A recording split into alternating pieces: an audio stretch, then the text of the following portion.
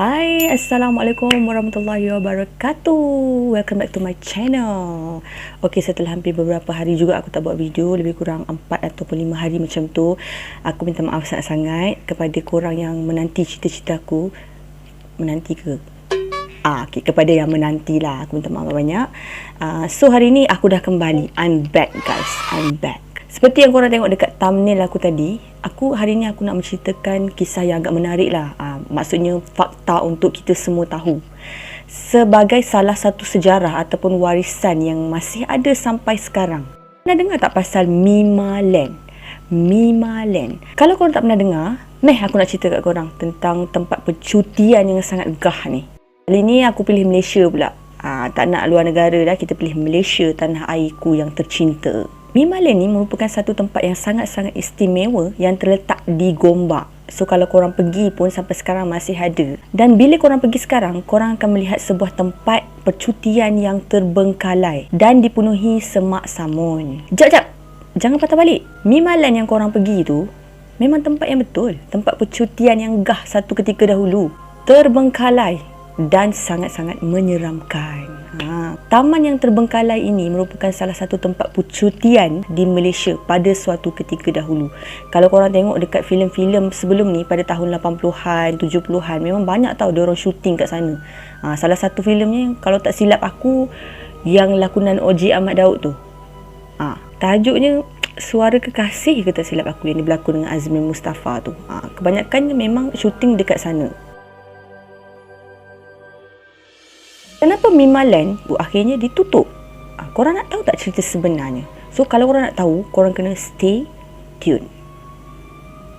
Nama penuh Mimaland ni sebenarnya adalah Malaysia in Miniature Land. So jadi singkatannya menjadi Mimaland. Untuk pengetahuan korang, Mimaland ini mula dibina pada tahun 1971 dan beroperasi pada tahun 1975. Mimaland dibina di atas tanah berkeluasan 300 hektar dan dibina secara bertahap. Kiranya ada fasa-fasa tertentu lah, sebab nak buat satu tempat pelancongan yang gah ni bukannya kerja senang kan. Fasa pertama yang selesai dibina adalah 24 bilik motel, 5 villa dan kolam renang. Itu first yang siap dulu. Itu pun aku rasa dah memang dah dapat menarik perhatian pengunjung dah pada masa tu.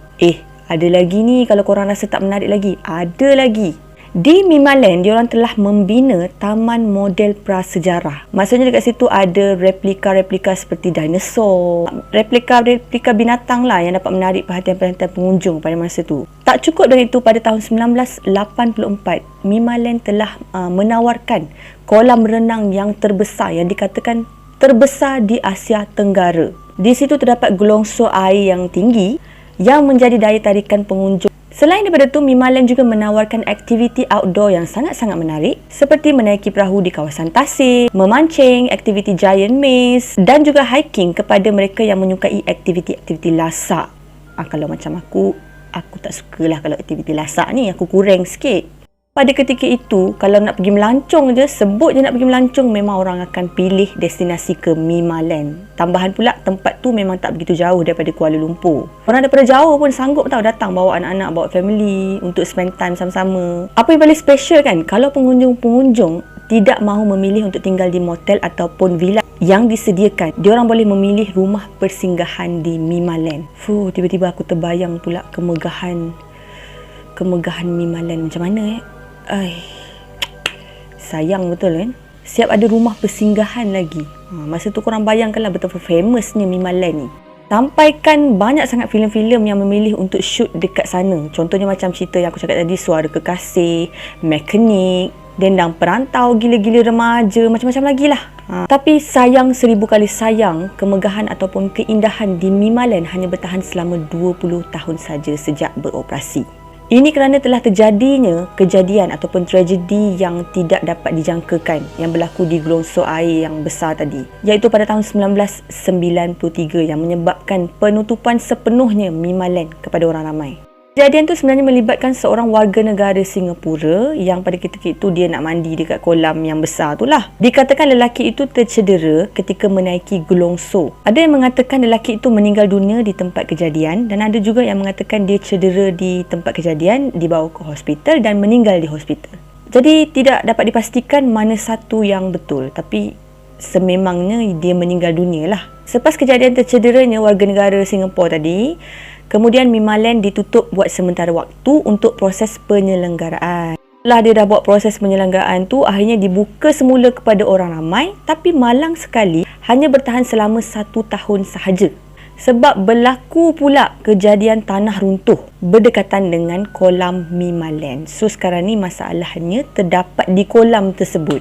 Aku rasa mungkinlah binaan ke ataupun terdapat hakisan tanah ke, aku pun tak tahulah. Dia dah mengalami runtuhan tu, air lumpur memang banyaklah masuk ke dalam kolam.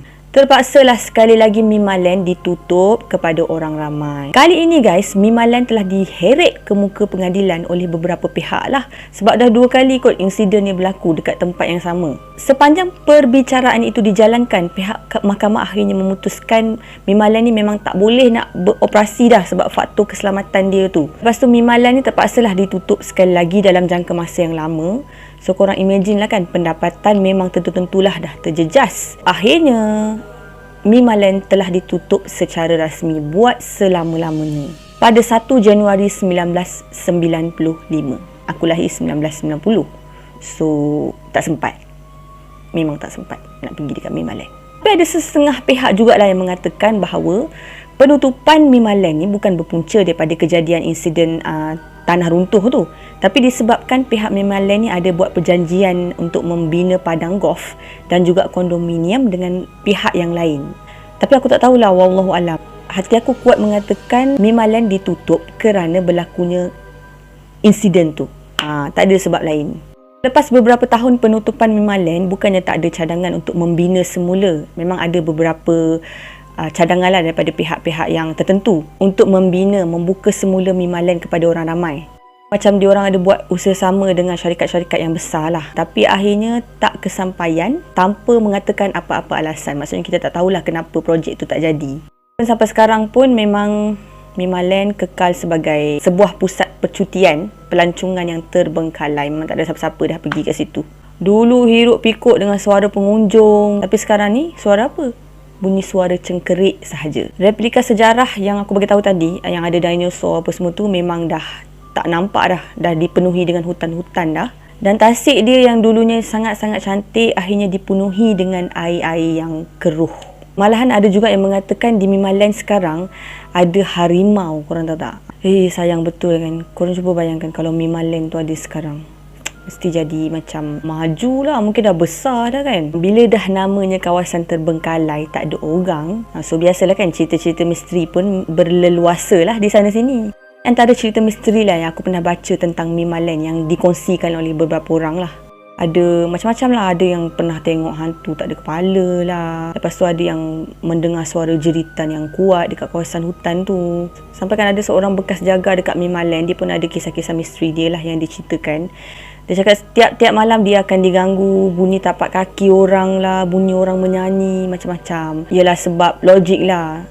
Mimaland tu pun memang dibina di dalam kawasan hutan kan. Dan ada juga seorang jaga yang mengatakan sejak dia bekerja dekat Mimaland, dia tidak pernah diganggu dan tidak pernah mendengar apa-apalah cerita seram tentang Mimaland. Tu tak terkena pada dia lah kan, kita tak tahu. Itu je lah, tak banyak pun cerita-cerita seram yang aku tahu pasal Mimaland ni.